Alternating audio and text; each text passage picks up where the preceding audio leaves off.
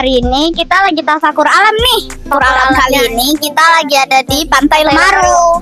Kegiatannya itu ada 3, yaitu barbekyuan, trekking, sama lomba-lomba. Lomba-lombanya itu ada lomba yel-yel, lomba pentas seni, lomba bakyak, lomba tarik tambang, sama lomba balap karung.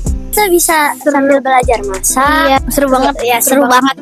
Seru, menyenangkan, dan melatih kemandirian kita. Sekian, terima kasih. Wassalamualaikum warahmatullahi wabarakatuh. Dadah.